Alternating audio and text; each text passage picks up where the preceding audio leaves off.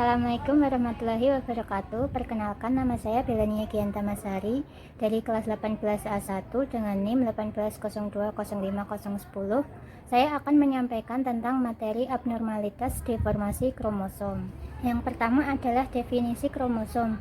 Kromosom adalah suatu struktur makromolekul yang berisi DNA dan menyimpan informasi genetik dalam sel. Kromosom sendiri berasal dari kata kroma yang berarti warna dan soma yang berarti badan. Kromosom terdiri atas dua bagian.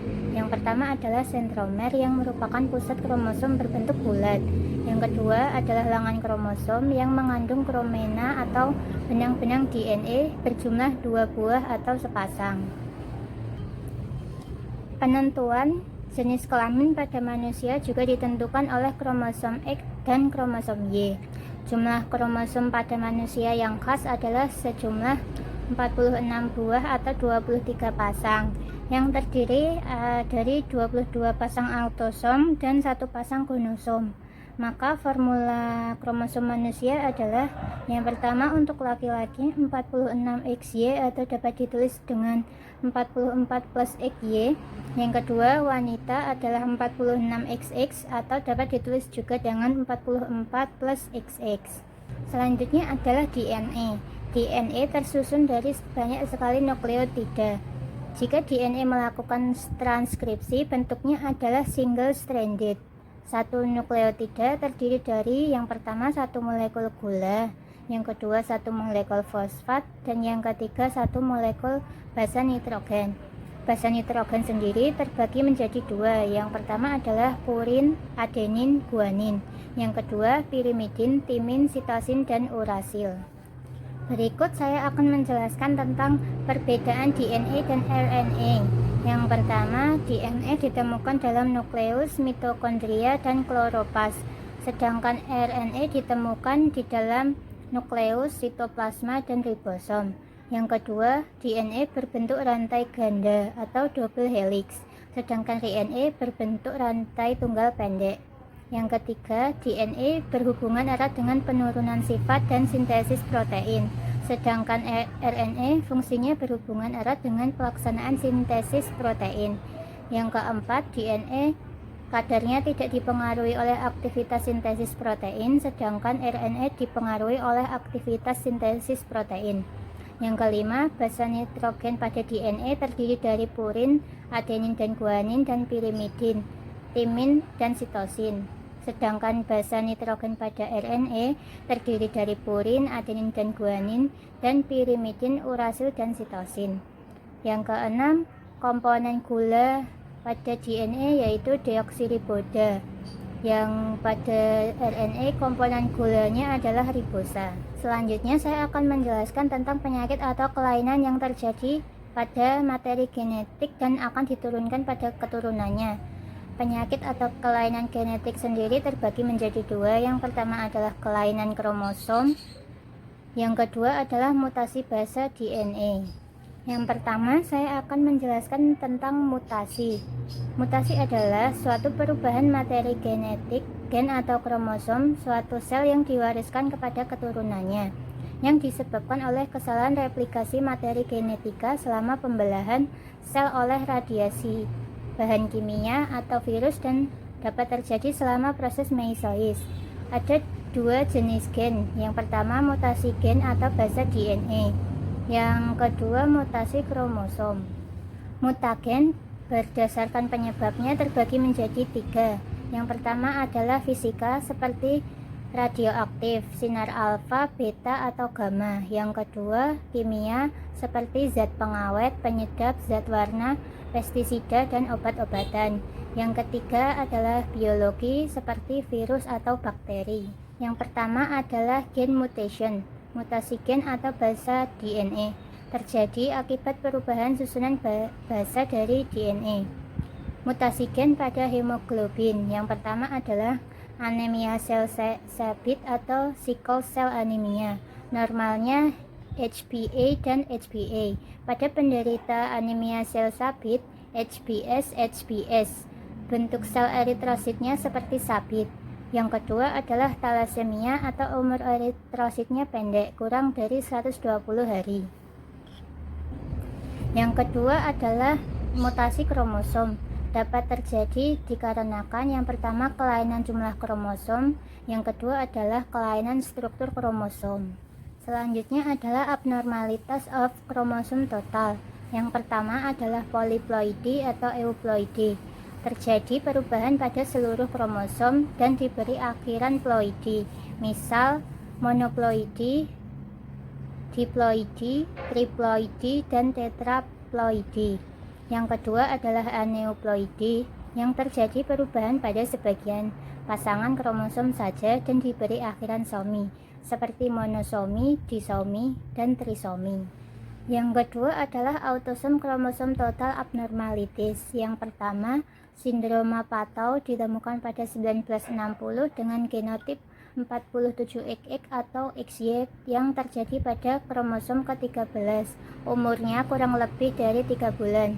Yang kedua adalah sindroma Edward yang ditemukan pada tahun 1960 dengan genotip 47XX atau XY yang terjadi pada kromosom ke-18 dan umurnya kurang dari 6 bulan. Yang ketiga adalah sindroma Down ditemukan pada tahun 1844.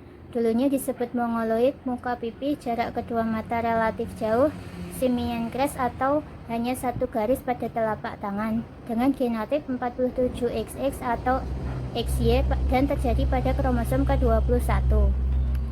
Selanjutnya saya akan menjelaskan tentang pembagian dari sindroma Down. Yang pertama, sindroma Down primer yang terjadi pada trisomi 21 dengan genotip 47XX atau XY. Frekuensinya adalah 92,5%, dilahirkan dari ibu berumur lebih dari 35 tahun, ditemukan satu orang dalam keluarga dan sifatnya tidak diwariskan. Yang kedua adalah sindroma Down sekunder dengan genotip 46XX atau XY terjadi pada kromosom ke-21 atau 14. Dilahirkan dari ibu muda kurang dari 30 tahun, biasanya ditemukan lebih dari satu anak.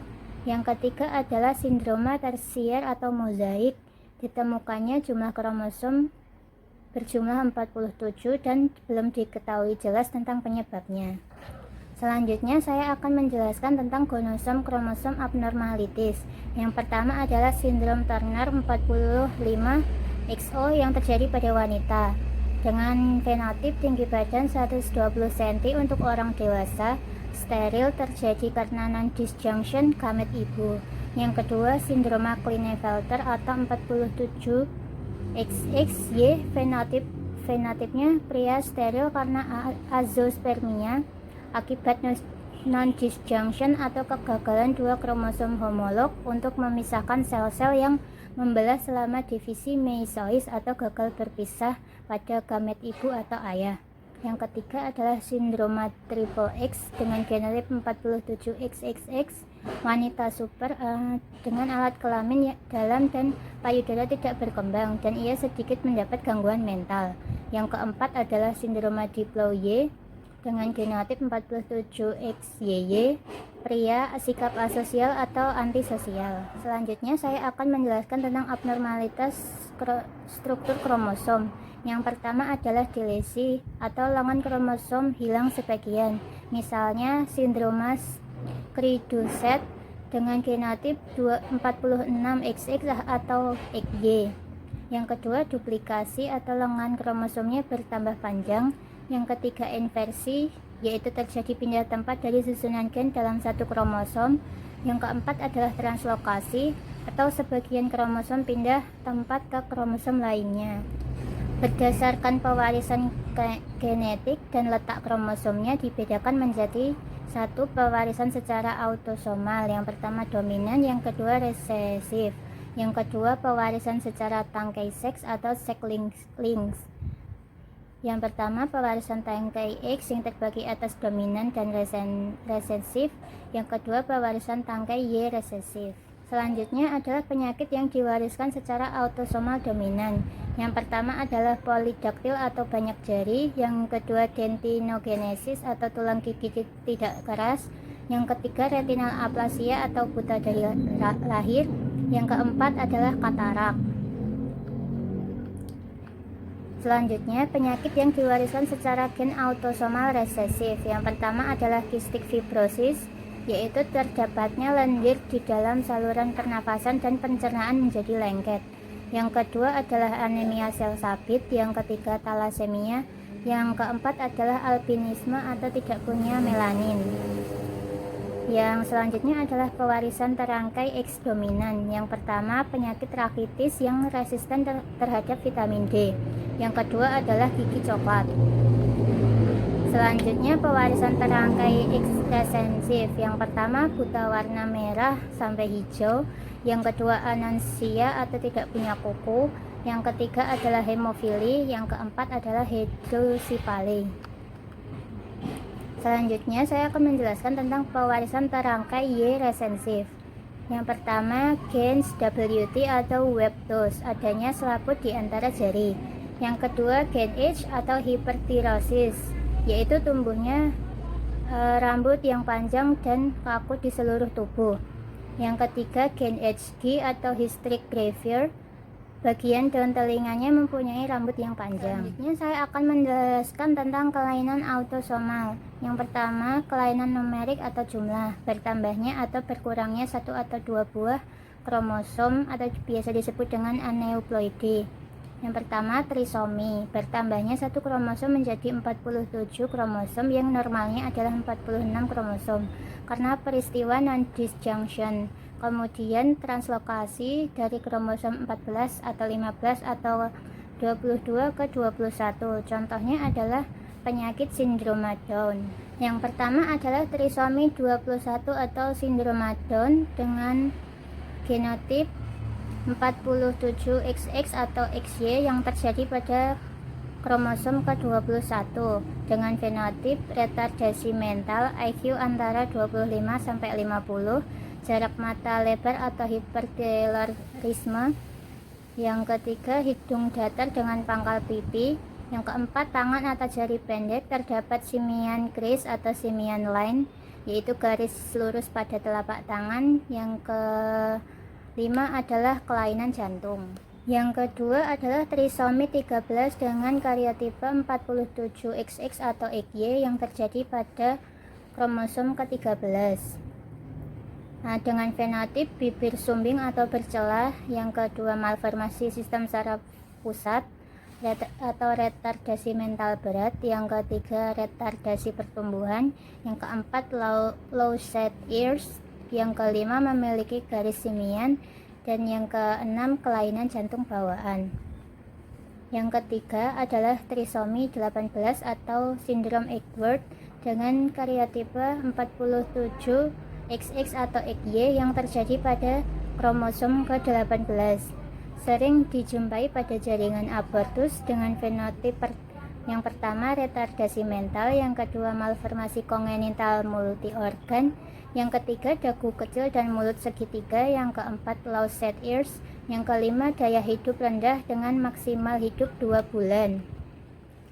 Selanjutnya saya akan menjelaskan mengenai faktor-faktor genetik dan penyakit umum.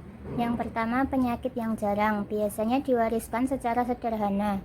Sedangkan penyakit umum akan diwariskan secara rumit karena multifaktorial, salah satunya adalah faktor lingkungan. Yang kedua, penyakit pada TBC paru-paru, faktor lingkungan sangat berpengaruh. Yang ketiga, pada penyakit sindroma Down muscular Duchenne, faktor genetik adalah penyebab utama. Yang keempat, pada penyakit diabetes mellitus, skizofreni, ulkus peptik, dan beberapa kanker, faktor genetik dan lingkungan sangat berpengaruh. Selanjutnya saya akan menjelaskan mengenai thalassemia. Thalassemia merupakan penyakit genetik keturunan atau PKG karena tidak adanya sintetis HB, disebabkan oleh gen resesif autosomal akibat adanya mutasi DNA pada gen globin. Jika mutasi pada gen globin alfa di kromosom 16 terjadi, thalassemia alfa ringan, berat atau sedang, terjadi anemia ringan sampai berat, batu empedu, pembesaran limfa, hidrops fetalis atau masuknya cairan asing ke tubuh janin. Jika terjadi mutasi pada gen hemoglobin beta, terjadi thalassemia beta, HB yang terbentuk berkurang dan rantai alfa berlebihan dan mengikat benda. Akibatnya limpa kerja berat dan rusak. Terjadi perubahan tulang muka karena kerja berat sehingga tulang pipi membesar.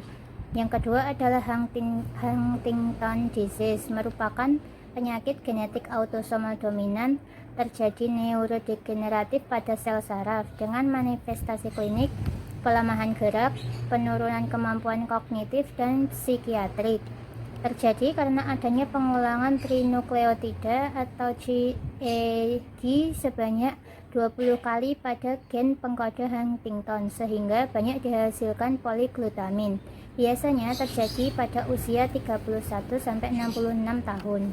Ketiga adalah hemofilia yang diakibatkan adanya mutasi single pada kromosom X. Mutasi terjadi gen yang mengkode lengan kromosom X yang berperan menghasilkan protein yang membantu proses pembekuan darah. Penyakit keturunan genetik ini akan menyebabkan terjadinya hemofilia pada pria tapi wanita sebagai carrier. Sekian atas penyampaian yang dapat saya sampaikan. Apabila ada kurang lebihnya saya mohon maaf. Wassalamualaikum warahmatullahi wabarakatuh.